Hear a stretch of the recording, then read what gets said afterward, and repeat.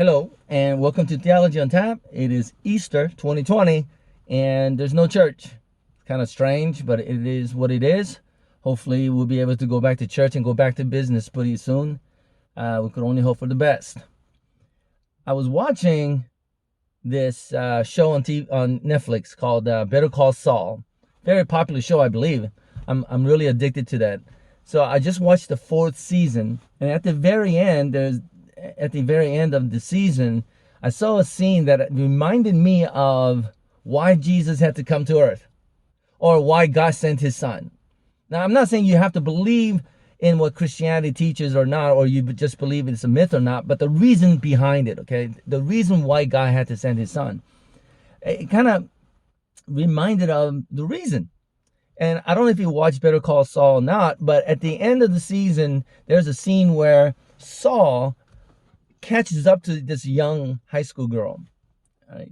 Now, she was just interviewed, her along with others. It was interviewed by a law firm who's giving out scholarships for internship. And Saul liked her and voted for her, but everyone else on the board voted for someone else. That someone else is somebody that you could already see is going to be successful, very lawyer type. You know, he had that image, he had the knowledge, he had the kind of language that sounded very, intelligent. This girl, on the other hand, did not. And she had a record. She was also a minority. And she didn't stand, or she didn't have that look of a noble person. I don't know if that's the right word for it. But Saul catches up to her, and this is what he says to her. He says, "It was never going to be you. It's never going to be you." Right? Yeah, they only invited you so that they could look good, but they have already made up in their mind that they're not going to choose you. It was never going to be you. And that scene really hit me. It really, really did, because that's reality of life. I mean, the society is set up in a way that you could already tell from a young age who's going to succeed and who's not going to succeed. In a way, you could always kind of tell. I mean, that's why we have, movies and TV shows and real life stories where, as somebody who didn't really have it, like Rocky, right? Who was an outcast of society, who works really, really hard to make it. We all love that story. And the reason I think we love those kind of stories is because we know it to be true. There's some people from the very get-go, never gonna be. Never. So what am I talking about is, there are certain people, they're born into a family that's dysfunctional. So they don't get the kind of love that they deserve to have. And every child deserves to have some happiness in life, no fear, comfort of the family. But a lot of people don't have that. And even if you do have a family, who says it's going to be great? What if your parents call you stupid all their lives? What if you grew up thinking you're not good enough because your parents and your siblings, your society around you keep on putting you in a box that says you're no good. You can't do anything on your own, so you just have to follow directions. So most of us just follow directions. There are people who go to school from very, very early on, from elementary school, they just don't fit in. But there's nothing else for them to do except to just stay and get laughed at school. They don't fit in. Maybe they're not as intelligent, they're not as athletic, or they just don't have that kind of personality, for one reason or the other. There are people who are chosen last during PE for a kind of sports kind of a thing. But it's like that even during classroom, where if you're a C student, you're not going to be admired. Right? People would laugh at you, right? If the teachers pick on you, or if you get called in by I don't know, the principals or whatever. And these days they have dogs that sniff out drugs to everything. So there's, ever since we're born, we're brought up in these rules that we must follow in order to submit to the kind of a society that we have built. And if you don't fit right in for one reason or the other, bad parenting or mistakes or a disease or whatever it may be, it causes a person to feel left out, and try to fit in later in our life is very, very difficult. It really is. And it's the same way in Christianity too. You go to church and what do they say to you? You go to church and they say things like, hey, you have to be fit into this personality or live this kind of a lifestyle, or you have to look like I don't know, you have to look like a Christian, basically. And if you don't fit in, then basically, they cast you away. And you know that to be true. I mean, you've been to school or church and you feel like you're left out. It was never gonna be you. And then you go to college or you get a job or whatever, it's almost impossible to move up. There's so many stories of people that they're just stuck and they can't move up. And I know personally somebody who worked very hard, even for free in the church, worked very, very hard to do what he believed was the right thing to do.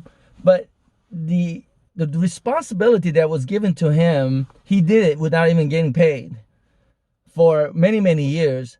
And when the church decided that they were going to hire somebody to do what this person was, already doing, he wasn't even invited to be interviewed because it was never going to be him.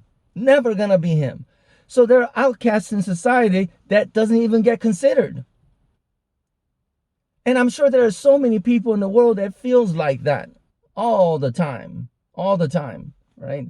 And so people who feel neglected or knowing the fact that it's not going to be them, their personality could be part of the reason. So many of them, they always look down on you. They already prejudge you, and then I'm not just talking about society, but even from church. So where do you do? Where do you go? What do you do? And I know that if you look at the history, when the immigrants first come to the United States of America, they all bunch up together and, a lot of times they cause trouble because they just don't fit in. I know it was like that with Korean Americans.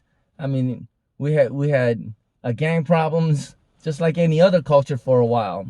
Now we're doing really great, but it took a while, right? But if you don't get accepted or you feel left out or neglected or prejudged from church, what do? I think that's why people rebel. Anyway, when Better Call Saul, going back to that, when Saul tells this young woman, it was never gonna be you, never. They only invited you because they could look like there's diversity of people there, but they're never gonna choose you. You're not chosen. It was never gonna be you. And then he says this. So this is Saul's advice to a person who feel, now being told that it was never gonna be her. He tells her, so you work hard, right? Bend the rules if you have to.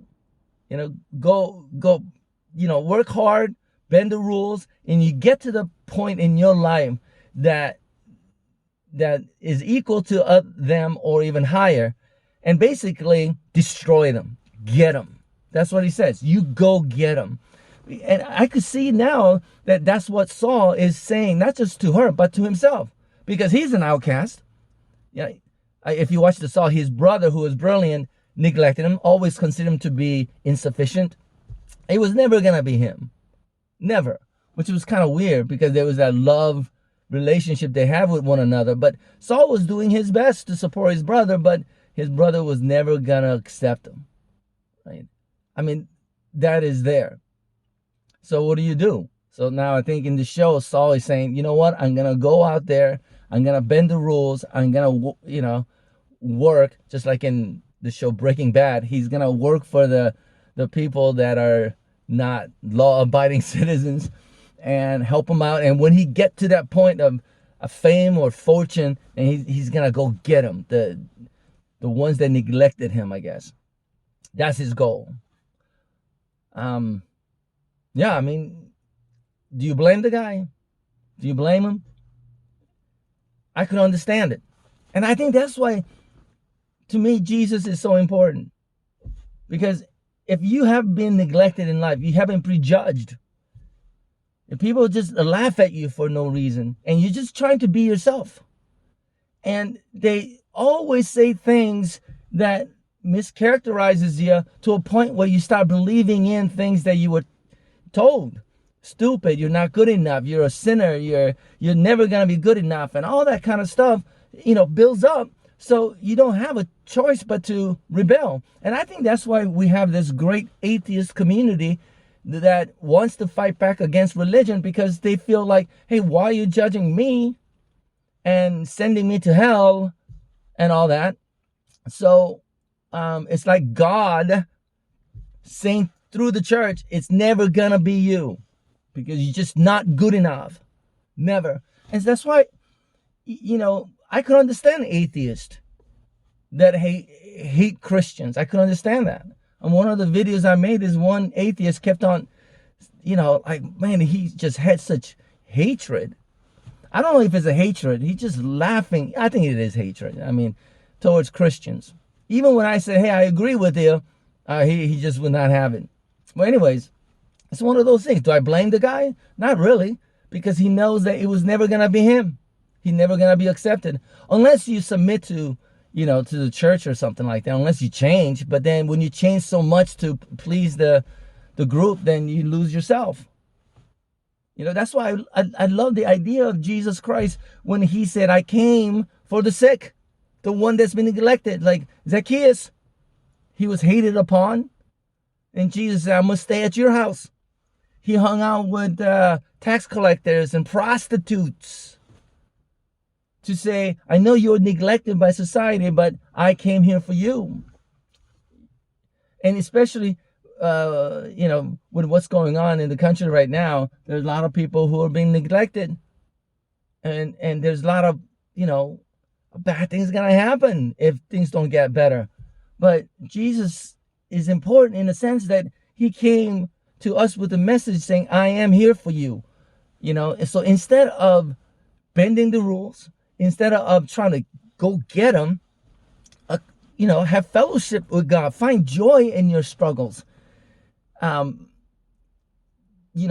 Stick together, support one another, because I am with you. I'm walking with you, and saying that you could be good, and through the goodness that you'll come victorious. The people that are ruling the world, people who are doing well in this world, people who are accepted, the one that is chosen in this world, they have everything here, right? But those of you who are neglected, who doesn't have enough, and who've been laughed at, yours is the kingdom of heaven.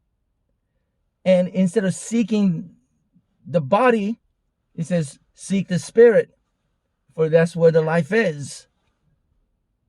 I think that's the message of Easter. So, if you felt, whether it's true or whether it's something you made up in your mind, that it was never gonna be you.